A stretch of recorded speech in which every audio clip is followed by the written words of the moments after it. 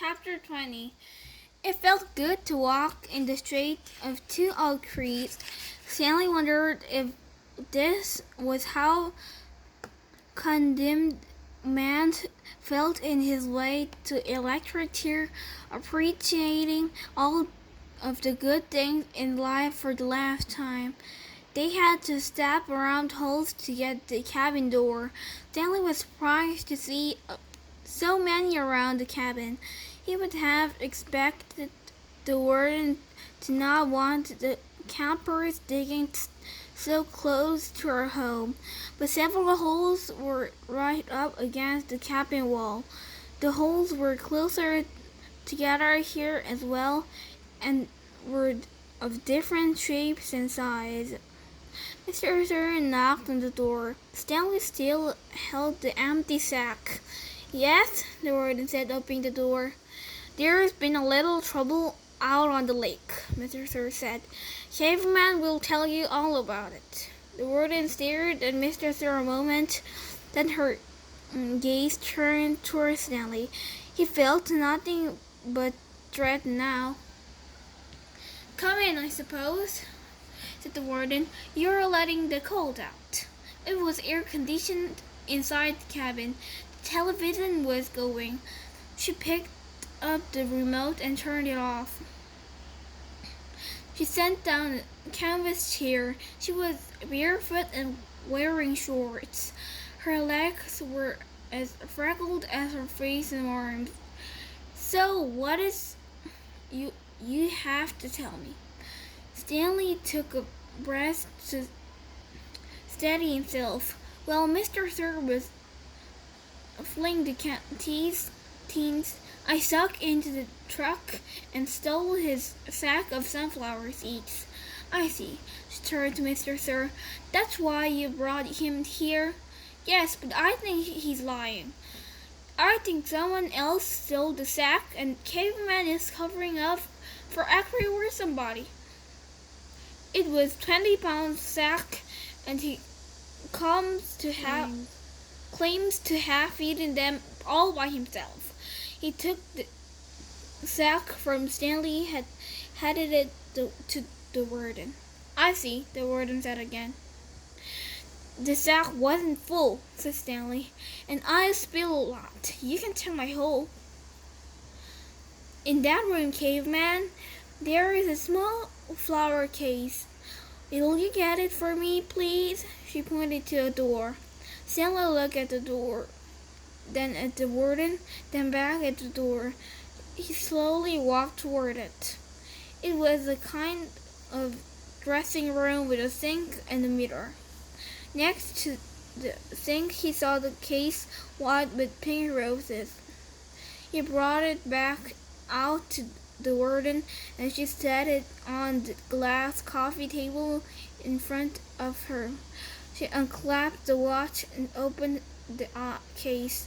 It was a makeup case. Stanley's mother had one similar to it.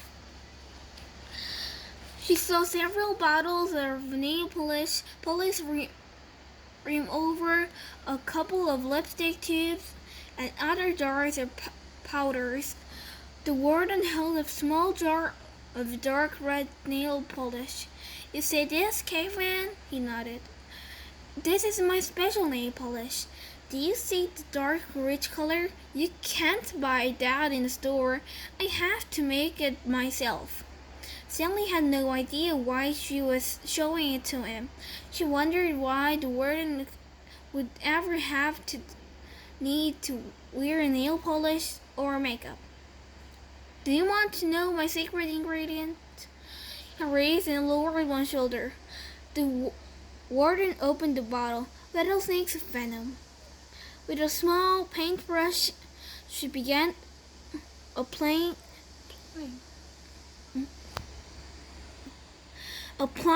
it to nails on her left hand. "It's perfectly harmless when it's dry."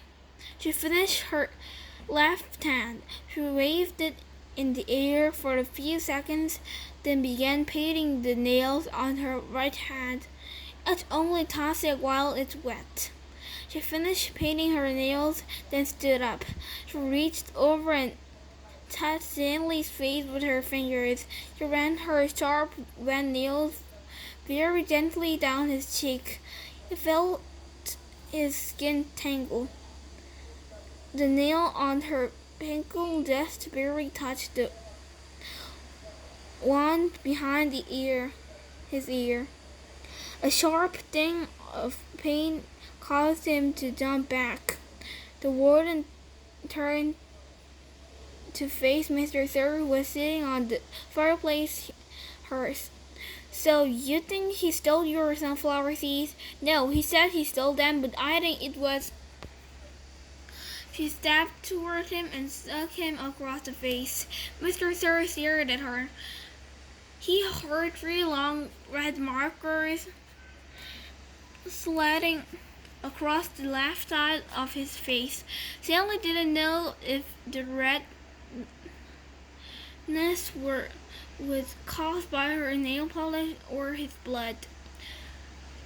It took a moment for the venom to sink in. Suddenly Mr. Sir screamed and clutched his face with her both hands.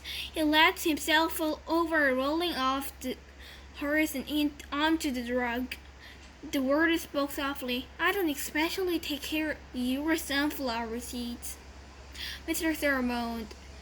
If you just know, said the warden, I like it better when you smoked. For a second, Mr. Sir's pain seemed to recede. He took several long, deep breaths. Then his head jerked violently, and he let out a shrill scream worse than the one before. The warden turned to Stanley. I suggest you back to your hole now. Stanley started to go, but Mr. Sir lay on the way. Stanley could see the muscles on her face jump and twitch. His body writhed in agony. Stanley stepped carefully over him. Is he? Excuse me? The warden. Stanley was too frightened to speak. He is going to die, the warden said. Unfortunately for you.